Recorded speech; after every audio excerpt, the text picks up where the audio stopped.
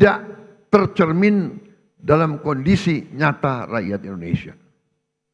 Masih terlalu banyak anak-anak yang kelaparan, petani dan nelayan yang kesulitan menjual hasil panennya, rakyat yang belum memiliki rumah layak huni, guru yang belum dihargai, serta keluarga yang tak sanggup berobat karena biaya atau karena tidak ada fasilitas kesehatan di daerahnya. Namun, ketika kita konsekuen menjalankan Undang-Undang Dasar kita dalam 299 hari ini, alhamdulillah saya dapat melaporkan bahwa kita telah mencapai berbagai kemajuan yang cukup berarti. Di tengah konflik politik, konflik ekonomi secara global, perang dagang, perang tarif, ekonomi Indonesia masih berhasil tumbuh di atas 5%. Tumbuh dalam 5,12%. Dan para pakar yakin bahwa ini akan semakin meningkat di saat-saat yang akan mendatang. Di tengah dunia yang penuh gonjang-ganjing, realisasi investasi kita semester pertama 2025 telah mencapai 942 triliun, naik 13,6% dari tahun lalu. Telah mencapai target APBN 2025 sebelum tahun 2025 berhasil. Dan berhasil menyerap tenaga kerja Indonesia 1.200.000 orang. Saudara-saudara sekalian, kita telah melaksanakan intervensi strategis untuk memperbaiki gizi 82 juta anak-anak Indonesia dan ibu-ibu hamil. Saudara-saudara sekalian, sekarang kita telah mencapai kemajuan yang membanggakan. Pagi ini saya mendapat laporan dari Badan Gizi Nasional sudah 20 juta anak sekolah. Anak belum sekolah, ibu hamil dan ibu menyusui sudah menerima makan bergizi gratis setiap hari. Terima kasih Badan Gizi Nasional. Di hadapan majelis terhormat ini saya menyampaikan penghargaan saya kepada Kepala Badan dan seluruh anggota Badan Gizi Nasional yang telah bekerja keras mencapai hal ini. Saudara-saudara sekalian, dalam 7 bulan kita berhasil mencapai apa yang negara-negara lain butuh belasan tahun. Saya telah jumpa dengan Presiden Brazil dan mantan Presiden Brazil. Brazil butuh 11 tahun untuk mencapai 40 juta makan bergizi gratis setiap hari. Saudara-saudara, kita kadang-kadang harus mengakui bahwa bangsa kita punya kemampuan. Bangsa kita, bila ada kehendak, banyak yang bisa kita kerjakan bersama. Begitu banyak masalah manajemen yang harus kita hadapi agar program ini berjalan baik. Pembangunan fisik dapur, pengelolaan rantai pasok, pelatihan manajer-manajer dan pelaksana-pelaksana. Sekali lagi, saya tadi ucapkan terima kasih kepada Kepala Badan Gizi Nasional. Saudara dan anggotamu telah bekerja dengan baik. Kita kadang-kadang kalau yang berbuat baik, kita lupa ucapan terima kasih. Kalau yang berbuat salah, kita tidak akan lupa-lupa. Terus diingat. Saya juga ucapkan terima kasih kepada semua pihak yang telah mendukung terlaksananya makan bergizi gratis.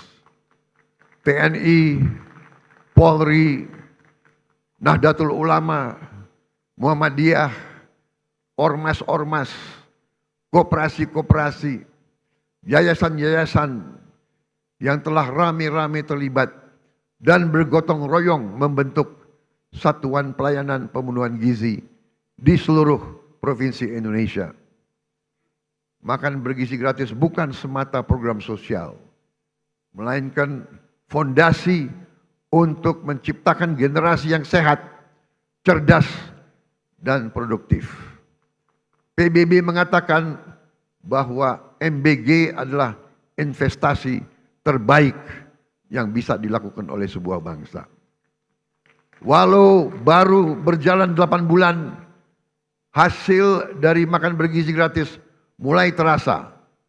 Angka kehadiran anak di sekolah meningkat. Prestasi anak-anak di sekolah meningkat. Per hari ini sudah ada 5.800 satuan pemenuhan pelayanan gizi di 38 provinsi. MBG telah menciptakan 290.000 lapangan kerja baru di dapur-dapur dan melibatkan 1 juta petani, nelayan, peternak, dan UMKM. MBG mendorong pertumbuhan ekonomi di desa-desa. Hadirin sekalian, tidak ada negara yang kuat yang tidak mampu memproduksi pangannya sendiri.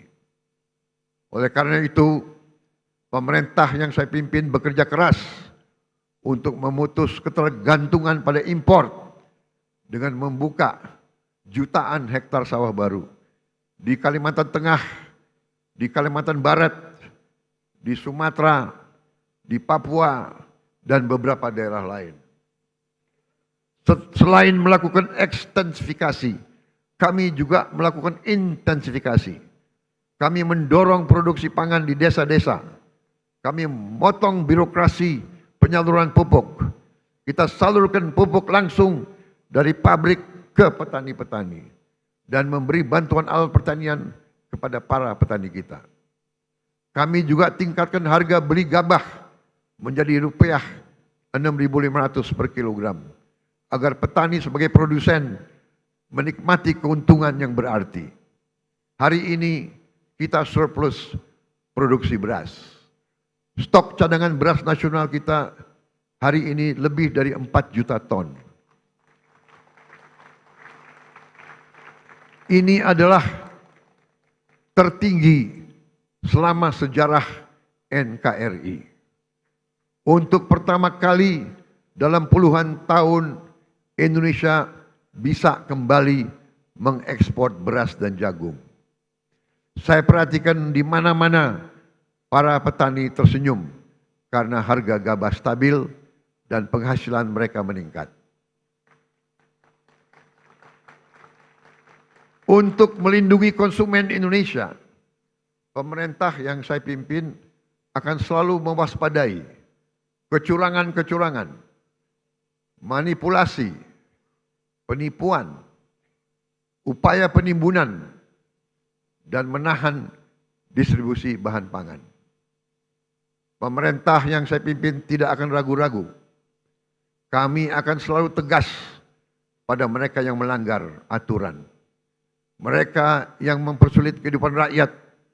Mereka yang cari keuntungan gila-gilaan di atas penderitaan orang kecil.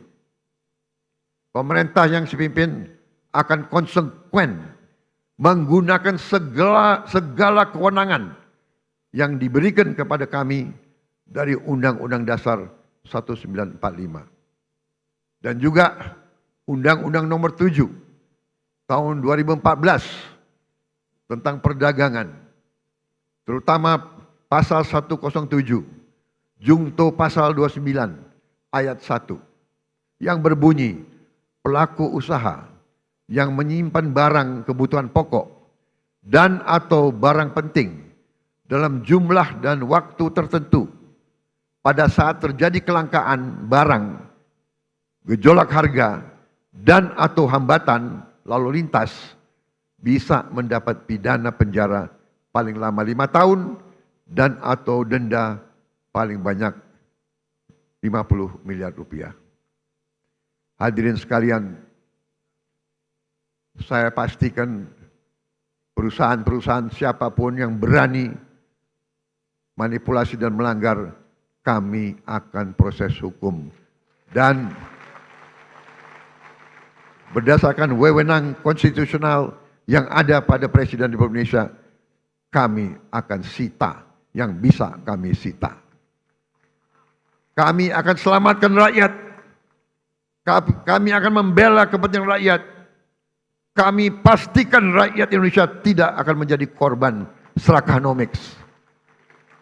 Korban mereka-mereka yang mengejar keuntungan sebesar-besarnya, menipu dan mengorbankan rakyat Indonesia, dan membawa keuntungan itu, kekayaan itu keluar dari Republik Indonesia. Ini harus kita hentikan.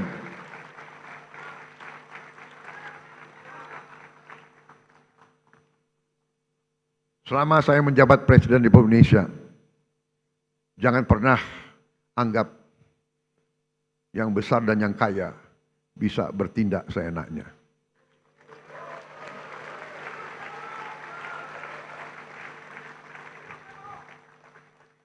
Kami tidak gentar dengan kebesaranmu.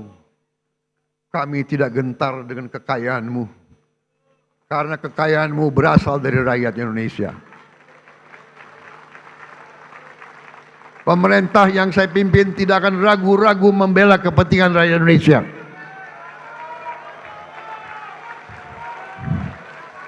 Kita akan gunakan Undang-Undang Dasar 1945 pasal 33 yang sudah sangat jelas. Cabang-cabang produksi yang penting bagi negara dan yang menguasai hajat hidup orang banyak dikuasai oleh negara. Ini warisan Bung Karno, ini warisan Bung Hatta, ini warisan Bung Syahrir. Saya yakin mereka berada di atas kebenaran. Atas dasar inilah hari ini saya umumkan, setelah pertimbangan cermat oleh pemerintah untuk melindungi hak rakyat mendapatkan beras yang tepat. Tepat takaran, tepat kualitas, harga terjangkau, dan usaha penggilingan beras skala besar harus mendapat izin khusus dari pemerintah.